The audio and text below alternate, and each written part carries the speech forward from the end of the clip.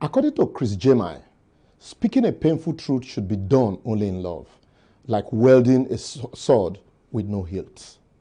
Abia'S legacy of poverty.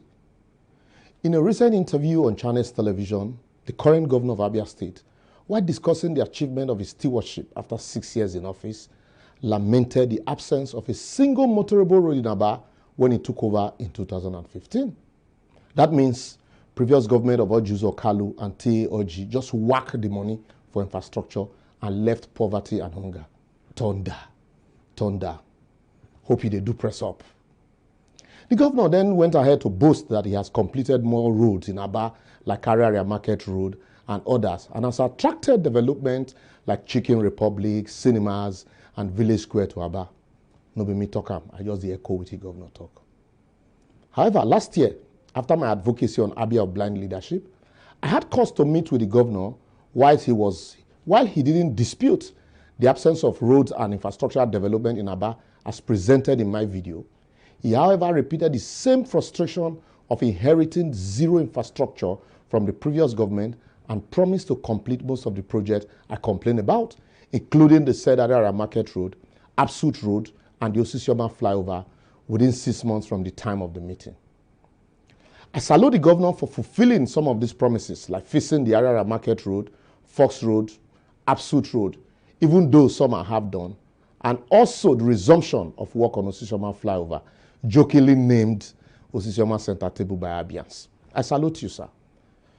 The governor at that occasion requested me to hold him to his words and challenge him if these promises, which include prompt payment of salaries and pensions, allocations of subvention to parastatals, are not fulfilled. Sir, in fulfillment of that promises, I don't come again to remind you that almost a year later, the Osisioma flyover is still not completed and the traffic around the bridge is neck-breaking. Coupled with the fact that apart from more roads crying for your attention, other sectors in the state are lacking your presence. Example, there is no standard tertiary health institution equipped with modern facilities in the state. The tertiary institutions are crying for subventions. Workers and pensioners are still groaning under the weight of unpaid and slash salaries. And in the midst of all of these, despite the state lean pause, we read that the government took a loan of 1.3 billion naira to purchase 35-unit Hilux SUVs for the State House of Assembly members, despite purchase of Land Cruiser Prado for them in 2019 upon inauguration. Sir, even though the current Speaker of the House of Assembly, Right Honorable Chinedu Oji, son of the former governor, whom I can deduce from your statement didn't leave any infrastructural legacy for your administration to build upon, was said to be instrumental to your becoming governor. Your legacy should be people-oriented rather than this effort to satisfy a glutinous son and father. I beg you. Whilst former Governor Ojuzo Kalu is still battling to have his day in court over the billions of naira allegedly stolen from the coffers of the state during his tenure as governor, the EFCC allegation of 551 billion naira fraud against the former governor T.O.G. and the consistent call for his trial by Abia'S should jolt you to leave a lasting legacy in the mind of the people rather than in the pocket of a few. And this few, led by the former governor T.O.G., who appointed, as revealed in a recent petition to EFCC, Dr. Maurice Walton for a fee of 30% as consultancy fee as Ziplon Nigeria Limited, owned by Samson Oji, for an additional 20% consultancy fee to be paid from the 22 billion naira Abia share of Paris Fund reform, despite not doing any job, should be prosecuted rather than being celebrated with more money. It should be noted that states like Benue, Akwa Ibom, Enugu paid between 3 and 5% as fee to the same companies for the same Paris Club reform, even though consultancy fee was deducted from the same money at the federal level by the lead governor, Club of Governors Forum. Anyway, I salute you for refusing to pay, and no pay, as the state need every penny it can gather.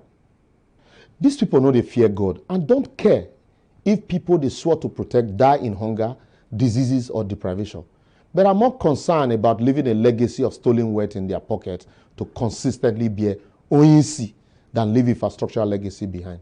Otherwise, how do you sign away 11 billion of state funds to some people for a job not done? Not anybody go tell me they won't share from that constituency consultancy fee.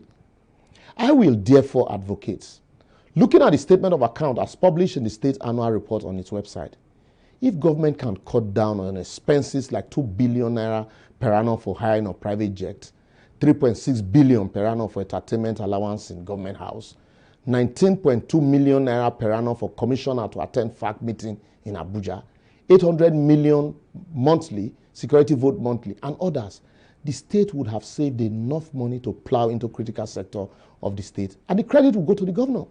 I will also advocate, as the Advocate General of the Federation, AGF, like I told you last time, that unless and until Abia rise up to take back the state through massive voters' education, awareness and participation from the hawks masquerading as leaders, legacy of cries, complaints, hungers, and lack of infrastructure other than Mr. Biggs and Mama Put will remain our lot. Don't just say God forbid. Synergize to remove these vampires from consistently determining the fate of Abia'S. Together, we can change this consistent legacy of poverty to prosperity. See you next week.